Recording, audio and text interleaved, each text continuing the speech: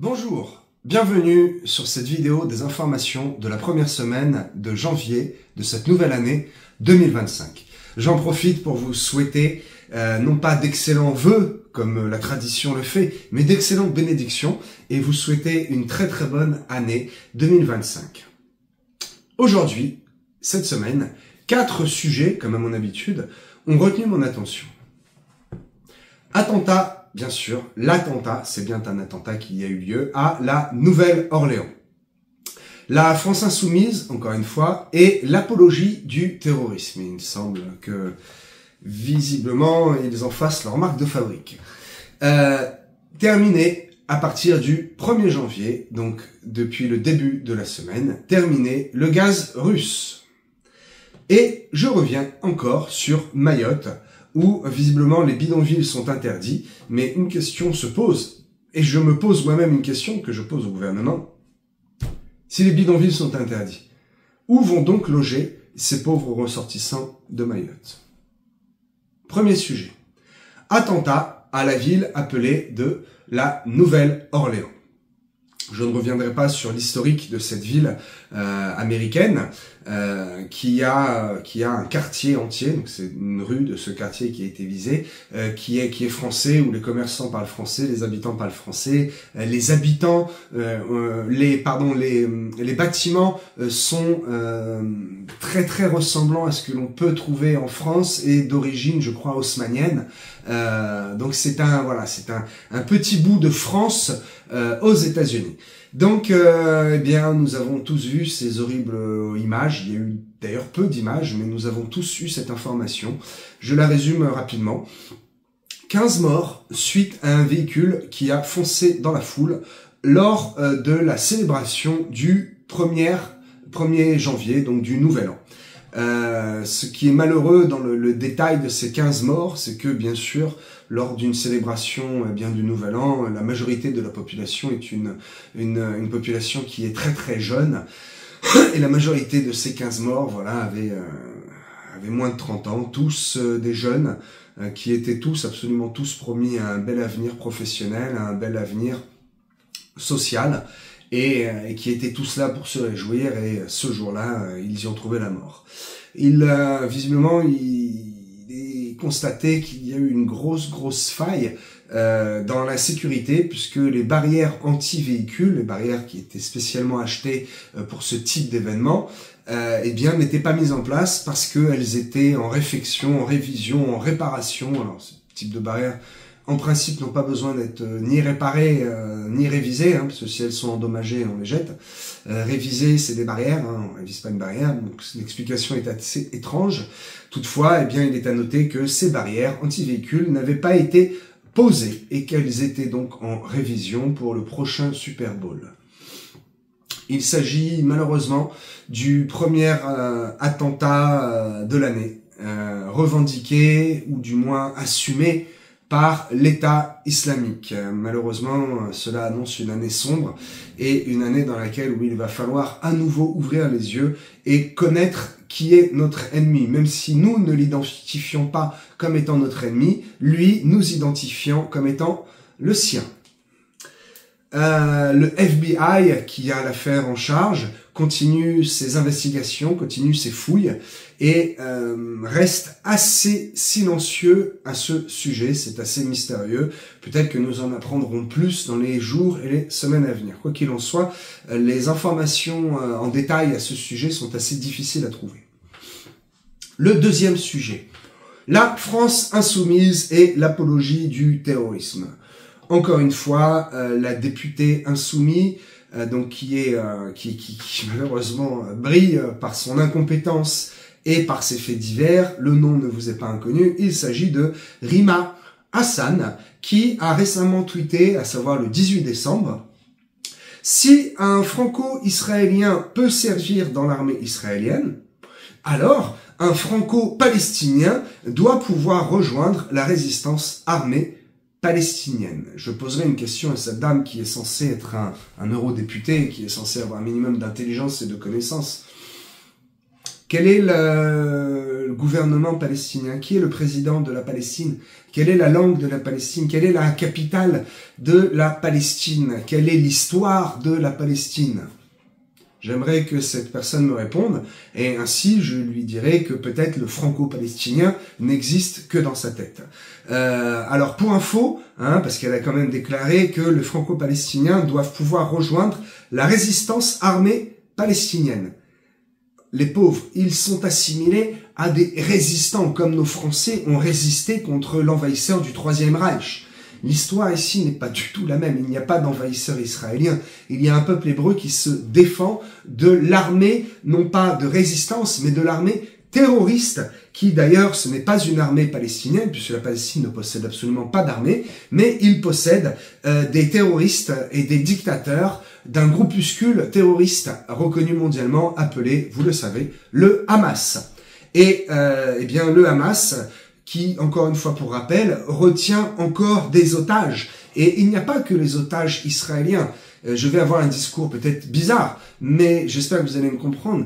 Il s'agit aussi de la population palestinienne qui est otage. Ce sont peut-être même les premiers otages du groupuscule armé terroriste du Hamas qui se sert de la population comme étant eh bien un bouclier. Voilà, ce sont des gens très très courageux et qui, au lieu, vous avez tous vu peut-être cette image du soldat israélien qui se met en avant et qui protège l'enfant et l'orphelin et la veuve, eh bien, le soldat palestinien, le terroriste du Hamas, plutôt, eh bien, lui se met derrière la veuve et derrière le bébé et il brandit le bébé pour se protéger des soldats israéliens. Nous en sommes là, malheureusement. Donc, j'en reviens à cette femme, ce député, encore un député LFI, qui défend clairement les terroristes et qui accuse d'un autre côté Israël. Mes amis, nous avons dans notre belle France, eh bien malheureusement, ce parti d'extrême gauche, ce parti fasciste et ce parti nazi, eh bien qui aimerait amener les conflits en France et qui aimerait que les Français quittent leur territoire pour laisser la place aux Palestiniens. Heureusement, nous n'en sommes pas encore là. Quoi qu'il en soit, encore un fait divers qui illustre la position politique et l'intelligence sociale de ce parti qui se nomme lui-même la France Insoumise. Troisième sujet, plus de gaz russe. Cela veut dire que à partir du 1er janvier donc de cette année, les accords qui duraient, je crois, par mémoire, 5 ans, ils devaient être renouvelés tous les 5 ans, les accords de la Russie envers l'Ukraine, eh bien, sont rompus. Plus de transport de gaz russe vers l'Europe. De quoi s'agissait-il? Alors, je vous donne les infos de tête, parce que j'ai mes notes, mais j'ai donné quelques infos supplémentaires. D'un contrat de quelques 800 millions d'euros en faveur de l'Ukraine, qui, elle, en fait, eh bien, sert d'intermédiaire et sert un peu de vanne européenne à l'arrivée des gros gazoducs russes. Et l'Ukraine était chargée de redistribuer, donc pas gratuitement, elle prend une commission, à savoir à peu près 800 millions d'euros, de redistribuer et de se charger de la distribution et de la vente du gaz russe dans toute l'Europe. La Russie perd ici un contrat à, je crois, ne pas dire de bêtises, environ 48-50 milliards d'euros. Donc l'Ukraine choisit de punir la Russie. Au passage, elle se punit elle-même, puisque dans le budget de ce monsieur en pyjama, ce président en pyjama, 800 millions d'euros, eh bien, il en aurait bien besoin pour pouvoir se payer une nouvelle Bugatti. Parce que vous savez que tout l'argent que nous avons, que vous avez envoyé, volontairement ou pas, par le biais de notre gouvernement qui est une dictature, entre guillemets, nous ne demandons encore où est l'argent. Puisque il ne finance pas de soldats, il ne finance pas d'équipements, ni même de munitions, puisque c'est nous-mêmes et les autres pays qui envoyons nos chars et nos avions pour combattre à la place de ce monsieur très courageux. Donc 800 millions d'euros, pardon, ça pourrait vraiment servir à l'Ukraine. Quoi qu'il en soit, ne vous inquiétez pas, pour la France, cela ne pose aucun problème et vraisemblablement, il n'y aura aucun changement dans la tarification du gaz.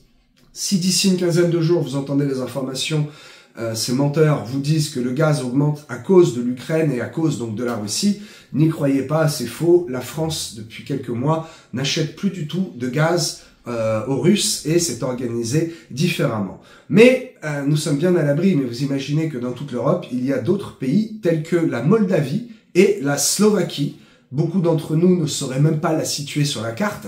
Toutefois, ce sont des pays qui existent et des pays qui vont souffrir gravement de la rupture de l'accord de l'Ukraine avec la Russie parce que ils s'approvisionnent à environ, on va faire une moyenne 70-80% de leur fourniture de gaz vient de l'Ukraine et c'est du gaz russe. Donc l'Ukraine qui ferme les robinets, eh bien, va décider dans sa propre dictature, eh bien, de priver d'autres pays de cet accord avantageux. Et visiblement, l'Ukraine, encore une fois, ne voit que son seul intérêt et que son petit nombril par rapport à l'ours russe. Il veut punir la Russie, mais ce sont d'autres pays qui vont subir les conséquences. Et c'est bien une décision de l'Ukraine et du président Zelensky. N'écoutez pas les informations qui vont vous dire que c'est à cause de la Russie. Non, non, c'est bien l'Ukraine qui prend la décision de mettre fin à ce contrat et de mettre en difficulté, eh bien, particulièrement la Slovaquie et la Moldavie au niveau de l'approvisionnement en gaz. Quatrième sujet, Mayotte. Je me suis déjà exprimé. J'ai même donné un peu de mon avis personnel en vous demandant s'il était normal que ce soit les ressortissants métropolitains qui payent pour des ressortissants qui ne savent même pas où est la capitale, qui ne parlent pas la langue et qui passent leur temps à manifester contre la France. Quoi qu'il en soit, je vous apporte simplement des faits. Et je constate qu'après le cyclone donc de Chido, n'est-ce pas, les habitants sont toujours en attente d'aide de la métropole. Qu'on soit pour ou qu'on soit contre, on ne peut pas laisser une population, surtout une population qui se dit française, une archipel dite française, on ne peut pas les laisser longtemps comme cela dans le besoin et dans la misère sans prise de décision. Alors que font les habitants? Eh bien, et j'aurais fait la même, de eux-mêmes, ils commencent à reconstruire les bidonvilles parce qu'ils n'ont pas de matériaux, ils n'ont pas de béton, il n'y a pas de parpaing, il n'y a rien, ils n'ont pas de grosses machines pour faire de fondation. C'est comme ça qu'ils vivent depuis des millénaires, des années, des centaines d'années, depuis toujours.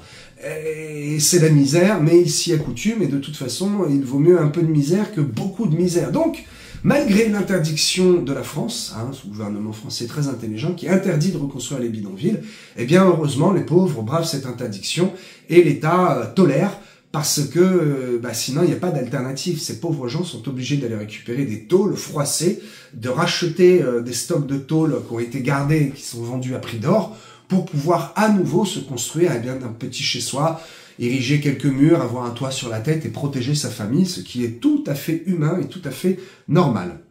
Le problème, c'est que la France ne veut pas. Alors, comment faire?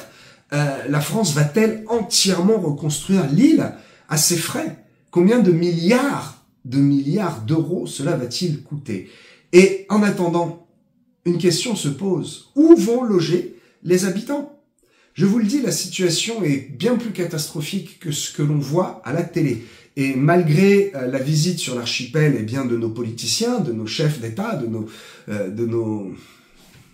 nos dirigeants, je vais le dire avec beaucoup de pincettes, malgré la belle visite de plusieurs jours de nos dirigeants qui se sont retroussés les manches, ils ont mis les bottes pour aller voir les bidonvilles, eh bien, rien ne se passe et l'interdiction de reconstruire est toujours en vigueur. Mais combien de temps cela va-t-il durer? Combien de temps faudra-t-il pour reconstruire soit en bidonville, soit en dur? Qui va payer? Il semble que, visiblement, malgré que nos politiques fassent beaucoup de feux d'artifice et d'effets d'annonce, il n'y a rien qui se passe et que la population de Mayotte, que ses habitants, que ses êtres humains, soient oubliés. Parce que la raison que aucun journaliste ne vous donnera, et moi je vous la donne, c'est que le gouvernement français, la politique française, la politique migratoire particulièrement, n'a pas la fermeté, l'envie, la force, ni même les moyens d'être ferme avec l'immigration comorienne, et donc condamne automatiquement les ressortissants français à vivre et à perdurer dans ces conditions. Parce que le principal souci, c'est que si demain l'État reconstruit, qui va bénéficier à 60-70%? Ce sont les immigrés comoriens qui vont encore plus arriver en masse.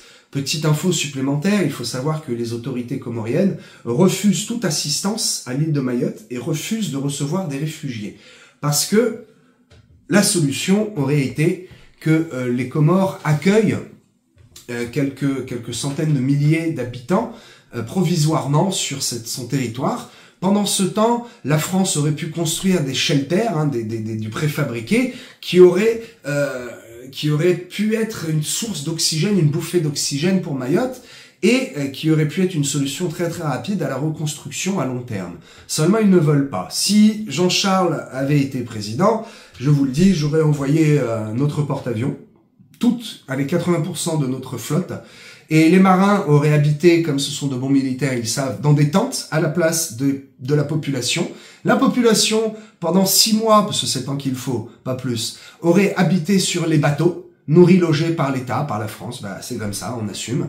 Et pendant ce temps-là, les militaires auraient érigé, avec le génie civil, on a toutes les machines qu'il faut, bien plus que les grosses entreprises françaises. Si vous saviez la richesse de l'armée au niveau du génie civil, les engins que nous possédons, eh bien, au lieu de s'entraîner à Mourmelon et à Ilkirch, à remuer des mètres cubes de terre, à faire des trous pour les reboucher, eh bien, ils pourraient partir sur cet archipel de Mayotte, raser tout, n'est-ce pas, remplir les conteneurs, le mettre en tri sélectif, l'enterrer, s'en débarrasser, le trier, peu importe, poser ce qu'on appelle des shelters, des petites habitations individuelles où on peut avoir une chambre ou 2 chambres, une petite clim, des petits containers, n'est-ce pas, empilés les uns sur les autres, qui auraient donné du travail aux vrais ressortissants et non pas aux Comoriens.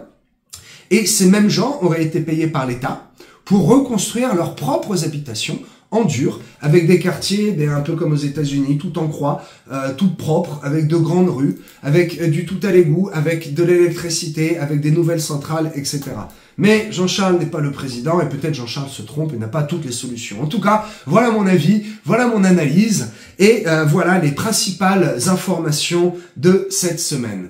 Je vous parlerai peut-être la semaine prochaine, j'attends d'avoir plus d'inspiration, mais surtout plus d'éléments, plus d'informations, plus de retours sur les récents crashs d'avions. Il semblerait que, je ne veux pas m'avancer trop, je ne suis pas prophète, peut-être une parole de connaissance, mais une année qui commence comme cela avec de nombreux crashs d'avions et beaucoup de morts, annonce une année dans laquelle il y aura probablement d'autres crashs d'avions. Je ne me prononce pas, je ne veux pas me précipiter dans ce que je dis, mais si je suis inspiré de vous parler de cela, je le ferai alors la semaine prochaine, sur cette même chaîne YouTube, à ce même horaire, le dimanche, 18 h. Je vous souhaite encore une excellente année de grâce, de prospérité, mais surtout de paix et de calme. On dit bonne année, bonne santé. Si vous avez la paix, votre année sera bonne et votre santé le sera également. Soyez bénis, c'était le pasteur Jean-Charles Vindini. Je vous dis à la semaine prochaine pour d'autres news.